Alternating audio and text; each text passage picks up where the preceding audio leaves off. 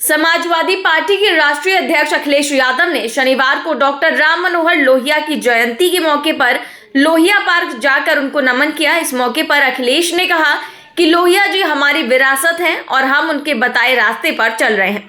माल्यार्पण के बाद अखिलेश यादव ने मीडिया से बात करते हुए बीजेपी पर तंज कसा और कहा कि उनको समाजवाद से कोई लेना देना नहीं है। भाजपा को जनता ने मौका दिया लेकिन उन्होंने सही काम नहीं किया।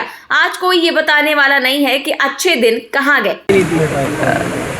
समाजवादी पार्टी डॉक्टर राम मनोहर लोहिया के सिद्धांत पर आगे बढ़ने जा रही है। जो सिद्धांत उन्होंने दिया, आज भी असमानता बड़े पैमाने पे बढ़ी है, गैर बराबरी बढ़ी है। आर्थिक रूप से देखिए आप, कुछ लोग तो कितने आगे बढ़ते जा रहे हैं, वहीं आप गरीब को देखो, उसे अनाज पर जीवन यापन करना पड़ रहा है। और यूथ कितना निराश हुआ है। जब तक अर्थव्यवस्था नहीं बदलेगी तब तक यूथ को नौकरी नहीं मिलने वाली। वही यूथ जो पिछले 3 साल 4 साल से इंतजार कर रहा था कि उसे नौकरी और रोजगार मिलेगा। सरकार के सामने चुनौती भी है कि आखिर सरकार इतनी नौकरी रोजगार कैसे देगी। और मुझे नहीं लगता है ये सरकार यूथ के भविष्य को बेहतर कर पाएगी। आपने करहल का डिसीजन लिया है। वहीं एटा में सपा प्रत्याशी उदयवीर सिंह पर हुए हमले पर नाराजगी जताते हुए उन्होंने कहा कि भाजपा गुंडागर्दी का सहारा लेकर लोकतंत्र को खत्म कर रही है। विधान परिषद चुनाव में बहुमत सिद्ध करने के लिए भाजपा गुंडाई पर उतर आई है। डीएम और एसपी भाजपा नेताओं और कार्यकर्ताओं से मिले हुए हैं, तभी एटा में इस तरह की घटना हुई है। इसके साथ ही अखिलेश ने कहा कि विधानसभा चुनाव में सपा को संघर्ष का जनादेश मिला है। समाजवादी पार्टी जनता के मुद्दों और समस्याओं को लेकर सदन से लेकर सड़क तक संघर्ष करेगी। और जो सरकार 5 साल में कोई ऐसा स्थान न बना पाई हो जो उन्हें प्रेरणा दे सके, कम से कम समाजवादियों का काम उन्हें प्रेरणा देगा कि आने वाले समय में ऐसा काम करें। एमएलसी चुनाव में देखा गया कि अभी कई लोगों के पर्चे फाड़ दिए गए, कई समाजवादी प्रत्याशी पर्चे नहीं दाखिल कर पाए।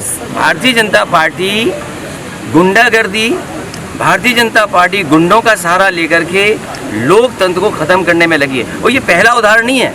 याद कीजिए वो लखीमपुर में जिस समय बहनों के साथ जो व्यवहार हुआ था, उनके कपड़े छीन लिए गए थे, उनकी साड़ी खींच ली गई थी, कपड़े फाड़ दिए गए थे। और इसी तरह जो कल हुआ है एटा में, भारतीय जनता पार्टी लोकतंत्र में अपना बहुमत सिद्ध करने के लिए गुंडई पर उतर आई है। और आखिरकार डीएम एसपी क्या कर रहे थे, उतनी खड़ी हुई पुलिस क्या कर रही थी। ये पूरी की पूरी सरकार की साजिश थी।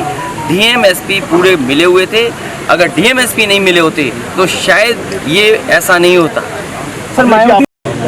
समाजवादी पार्टी को संघर्ष का जनादेश मिला है और सदन में रहने का मौका मिला है। सदन से लेकर के सड़क तक समाजवादी पार्टी अपने कार्यक्रमों और सिद्धांतों को लेकर के आगे बढ़ेगी। सर, आप जिन जगहों से चुनाव लड़े हैं, अगर आपने सीट छोड़ी है, पारिवारिक संबंध रखे, हमेशा परिवार के लोग वहां पर जाके लड़े हैं, तो क्या आजमगढ़ छोड़ रहे हैं? आपकी पत्नी ये आजमगढ़ के लोगों से मेरी बातचीत हुई थी, वहाँ के कार्यकर्ताओं नेताओं से बात हुई है। जो आजमगढ़ के नेता कार्यकर्ता तय करेंगे वही फैसला समाजवादी पार्टी लेगी।